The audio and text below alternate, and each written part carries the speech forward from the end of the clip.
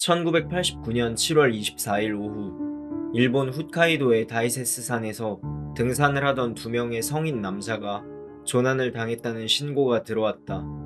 경찰은 그들을 찾기 위해 헬기를 동원해 다이세스 산을 수색했다. 경찰은 수색을 하던 중 등산로에서 조금 벗어난 곳에 쓰러진 자작나무로 만들어진 SOS 문자 표시를 발견했다. 이 표시를 보고 경찰은 그 일대를 수색하여 SOS 구조물로부터 북쪽으로 2km 정도 떨어진 지점에서 조난자들을 발견하여 구조에 성공했다. 경찰은 구조된 두 남성에게 당신들이 만들어 놓은 SOS 표시 덕에 어렵지 않게 당신들을 찾을 수 있었다고 말했지만, 이를 들은 두 사람은 자신들은 그 SOS 표시에 대해 전혀 아는 바가 없다고 대답했다. 이 말을 들은 홋카이도의 경찰은 방금 구조한 사람들 외에도 다른 조난자가 있을 것이라고 판단하여 또다시 헬기를 동원해 수색을 시작했다. 경찰은 SOS 표시 근처에서 동물에 물린 자국이 있는 백골화된 사람의 뼈 일부와 회색 가방 하나를 발견했다. 발견된 가방 안에는 세면도구, 부적, 4개의 카세트 테이프, 그리고 테이프 레코더 등이 들어있었다. 테이프를 재생해보니 3개의 테이프에선 애니메이션 주제곡과 애니메이션 관련 라디오 방송 녹음 등이 있었고, 나머지 1개의 테이프에는 SOS 구조 요청을 외치는 남성의 목소리가 녹음되어 있었다.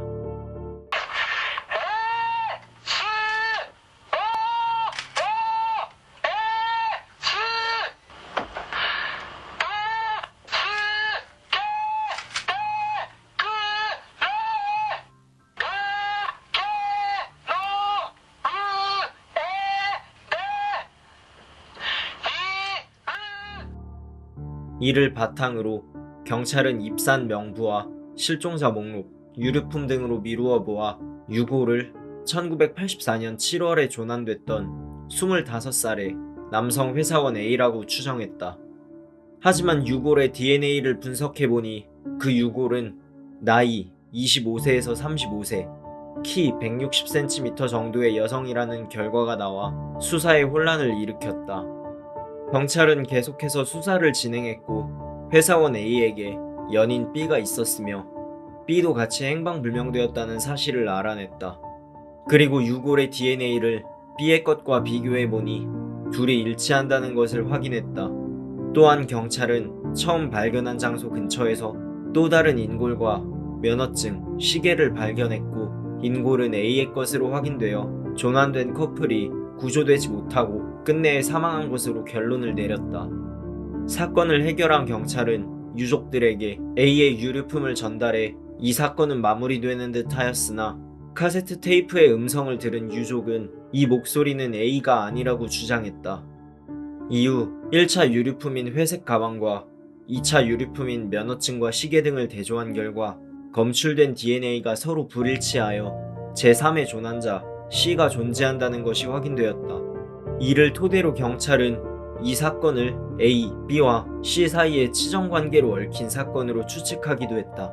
그러던 중 SOS 구조물 근처에서 또 하나의 가방을 발견하였는데, 그 안에는 부적, 만화책, 카메라 삼각대, 1983년에 만들어진 휴지봉투 등이 들어있었다.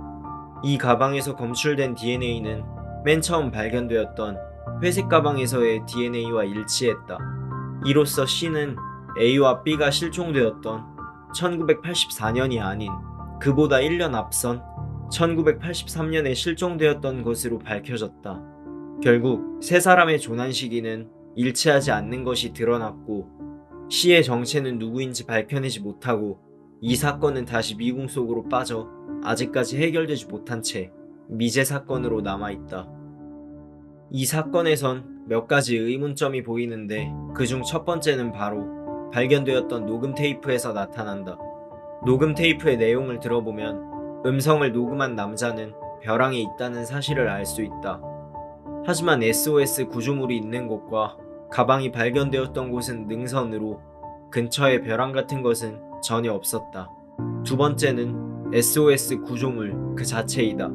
이 구조물은 글자 하나의 크기가 가로 3m, 세로 5m에 달할 정도로 그 크기가 매우 큰데, 전문가들에 따르면 통상적으로 그 정도의 구조물을 만들 정도로 체력이 남은 조난자라면 심리적 불안감에 못 이겨 탈출을 시도한다고 한다. 그런데 이 조난자의 경우엔 오랜 시간을 한 장소에 머물며 구조 문자를 만들었는데 이는 일반적인 사람의 행동과 달라 의문점이 생기는 부분이다. 이로 인해 일부 사람들은 누군가 단순히 흥미를 유발하기 위해 사기극을 벌인 것으로 어딘가에서 사람들이 동요하는 모습을 지켜보고 있을 것이라고 추측하기도 했다. 혹자는 발견된 유류품에서 만화책, 애니메이션 노래가 담긴 테이프 등이 나온 것을 토대로 애니메이션 철환 아톰의 에피소드의 한 장면을 모방한 후 자살한 것이 아니냐는 의견을 내놓았다. 각기 다른 시기에 커다란 SOS 구조물 근처에서 조난되었던 이들. 그들이 거기서 조난되었던 것은 우연이었을까? 그리고 녹음 테이프에 녹음을 했던 이 남자는 대체 누구였을까?